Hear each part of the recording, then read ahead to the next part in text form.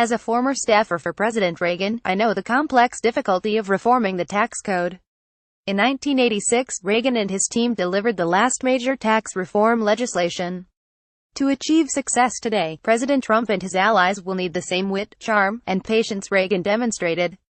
Thanky, House Ways and Means Committee Chairman Kevin Brady RTX is showing some of the smarts it takes to make tax reform a real possibility. On Thursday, faced with the hot potato issue of carried interest, Brady proposed a middle ground.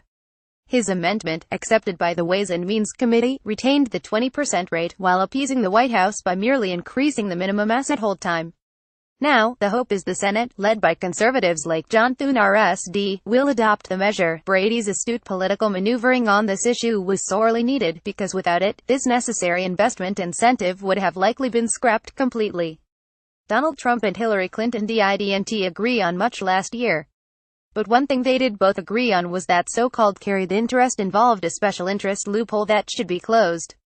With his characteristic understatement, Trump said private equity funds and hedge funds just involved paper pushers who were getting away with murder due to their tax loopholes.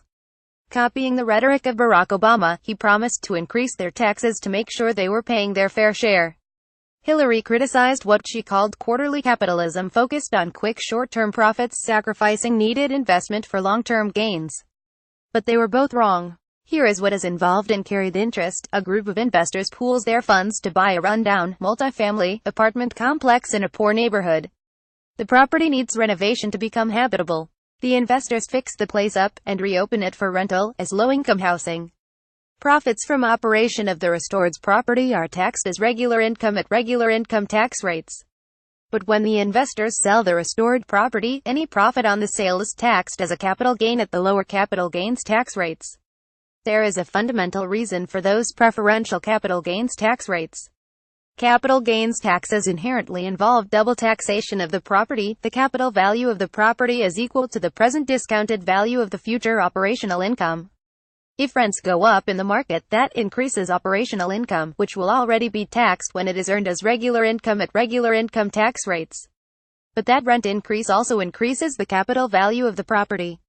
If that capital gain is taxed as well, the rent increase will be effectively taxed twice.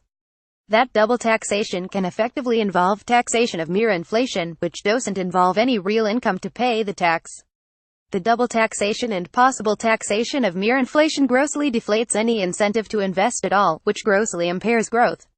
Capital gains tax increases consequently so often result in declining revenue, due to the declining growth, for the opposite reasons. Lower capital gains taxes tend to produce bursts in investment, jobs, wage increases and economic growth, which means increased revenue. Private equity funds and hedge funds involve very similar operations to that investor pool fixing up and restoring distressed real estate properties. Except that the equity funds and hedge funds involve buying and fixing up distressed or failing businesses. The investors pool their funds to buy such businesses, invest capital in improving their operation, performance and profitability, and then ultimately resell the restored businesses back in the marketplace. Any income made from operation of the businesses is taxed as regular income at regular income tax rates. But when the business is sold, any profit is a capital gain, taxed at the lower capital gains rates. That is how the IRS has taxed private equity funds and hedge funds since the income tax started 100 years ago in 1913. That is good tax policy followed for good reason. The capital value of the businesses equals the present discounted value of their future operational income, which will be taxed when earned at regular income tax rates. Any increase in that operational income will also be taxed at regular income tax rates. But increased operational income also increases the capital value of the business. Capital gains taxes consequently involve double taxation of that increased operational income. Lower capital gains rates increase investment, not only by equity funds and hedge funds, but also by venture funds providing capital for new startups and expansion of small businesses. That increased investment increases jobs, wages, economic growth, and consequently revenues. Taxing the capital gain from sale of the restored businesses at higher regular income tax rates would have the opposite effects. It would decrease capital investment, reduce jobs and wages, and slow economic growth, ultimately causing revenues to decline. Arguably, any taxation of the increased capital value of the businesses, which inherently involves double taxation of operational income, is unfair. So surely at least taxing the capital value at the lower capital gains rates is not a loophole. It is a compromise to restore at least some tax equity, and increase jobs, wages, economic growth and revenue.